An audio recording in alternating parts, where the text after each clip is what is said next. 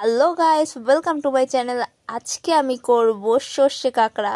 আর এর জন্য আমার একটা পাশের জেঠিমার বাড়িতে কাঁকড়া আনতে গেছিলাম। আমার কাঁকড়া কিছুতেই ধরতে পারছিলাম না, কাঁকড়াগুলো সব পালিয়ে যাচ্ছিল। 3টে কাঁকড়া নিয়েছিলাম, তার মধ্যে একটা কাঁকড়া কোথায় যে পালিয়ে গেল আর খুঁজেই পেলাম না। তারপর আমি তো আর ঠ্যাং ভাঙতে পারছিলাম না কাঁকড়ার, আমার মা এসে ভেঙে দিল। কাঁকড়ার যে বড় বড় দুটো মেন হাত থাকে, ওই দুটো ভাঙতে পারলেই সব কটা ভাঙা যাবে। আর আমি সেগুলোও ভাঙতে পারছিলাম না, একদমই ভাঙতে পারিনি, আমার মাই ভেঙে দিয়েছে। আমি শুধু এই কাঁকড়ার খোলসগুলো উঠে দিয়েছিলাম। আর কাঁকড়ার খোলসগুলো তুলেই দেখি ওর মধ্যে কাঁকড়ার গু।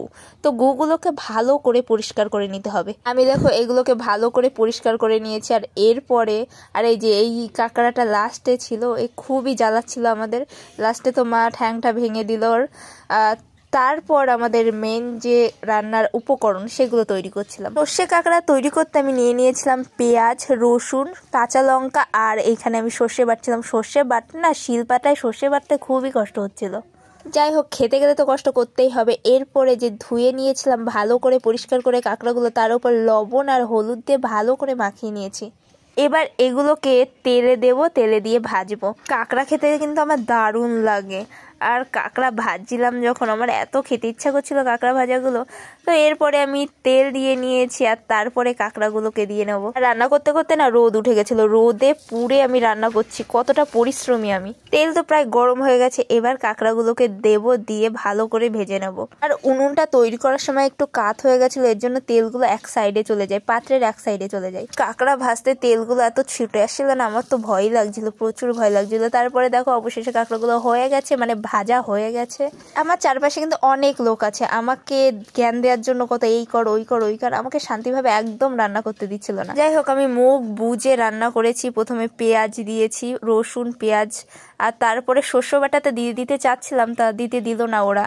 যাই হোক, আমি ভেবেছিলাম একটু আমার মতো করে রান্না করব, কিন্তু করতে দিল না। এ দেখো পেঁয়াজগুলো ভাজা ভাজা হয়ে গেছে। এরপরে আমার প্রিয় শস্য বাটাটা দিয়ে দেবো, যেটা এতক্ষণ ধরে আমি দেওয়ার চেষ্টা করছিলাম, কিন্তু আমার মা কাকিমারা দিতে একদম দিইনি। এবার অবশেষে আমি দিয়েছি। তারপরে ভালো করে নেড়ে চেড়ে নেবো। এবার ভেবেছি জল দেবো, কিন্তু মাঝখান থেকে হলুদ আর লবণ দেওয়ার কথাই ভুলে গেছিলাম। তো মনে করিয়ে দিল হলুদ আর লবণ দেওয়ার কথা। তারপরে হলুদ আর লবণ দিয়ে ভালো করে নেড়ে চেড়ে তারপরে জল দিলাম। রান্না করতে গিয়ে যদি শান্তি না থাকে এরকমই হবে, এরকম অনেক কিছুই ভুলে যাওয়া লাগবে।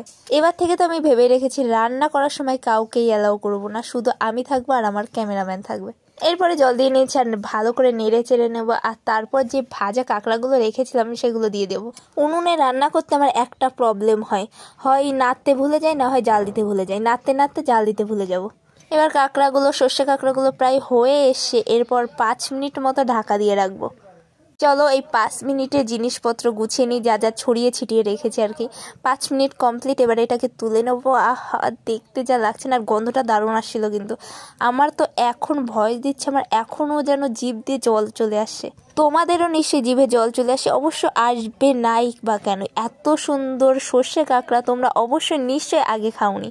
এবার আমি ফার্স্ট যাকে খেতে দেবো সে হলো আমার যে ক্যামেরা ধরে রেখেছিল, এতক্ষণ ধরে সহ্য করে ধৈর্য ধরে ক্যামেরা ধরে রেখেছিল, তাকে খেতে দেবো। আর তারপরে যে আমাদের বাড়ির পাশে তো অনেক গুড়ি গুড়ি ছেলেপেলে আছে, ওরা আমার রান্না দেখলেই চলে আসে।